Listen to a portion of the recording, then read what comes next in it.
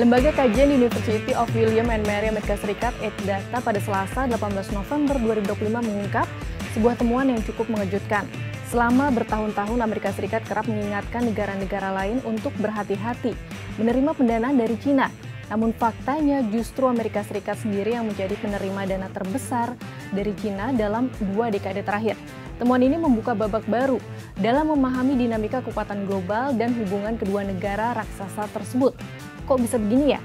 Kita bahas ya. Direktur Eksekutif ETHDATA Brad Parks menyebut jika temuan ETHDATA mengubah perspektif mengenai siapa yang paling diuntungkan dari aktivitas pendanaan global yang didorong oleh Cina. Ia juga menyebut jika pergeseran pola ini merupakan bagian dari economic statecraft Cina, yaitu alat geopolitik yang dirancang untuk memperkuat dominasi Beijing dalam teknologi dan rantai pasok strategis. Dalam laporan ETHDATA disebut sejak tahun 2000 hingga 2023, lembaga-lembaga pemberi pinjaman milik negara Cina telah menyalurkan 2,2 triliun dolar Amerika Serikat ke lebih dari 200 negara dan wilayah. Jumlah itu 2 kali lipat dari perkiraan tertinggi sebelumnya.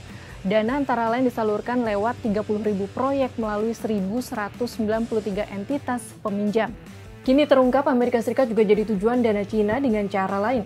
Sekitar 201,9 miliar dolar AS mengalir ke entitas-entitas di Amerika Serikat, menempatkan Washington sebagai penerima dana terbesar Beijing pada 2000 hingga 2023.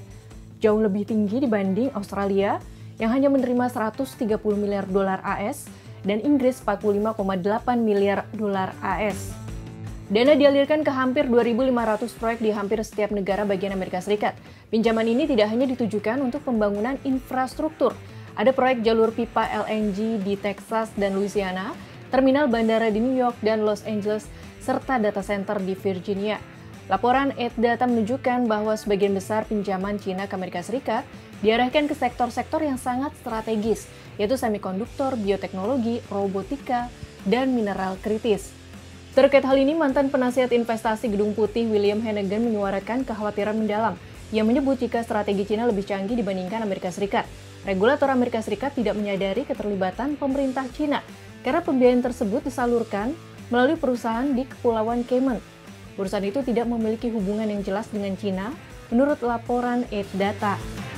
Hingga kini penghitungan lengkap pinjaman negara Cina belum pernah dipublikasikan, sebab sebagian besar pembiayaan terkubur di bawah lapisan kerahasiaan, ditutupi oleh perusahaan cangkang yang sepertinya perusahaan barat dan disalahartikan oleh basis data internasional sebagai pembiayaan swasta biasa.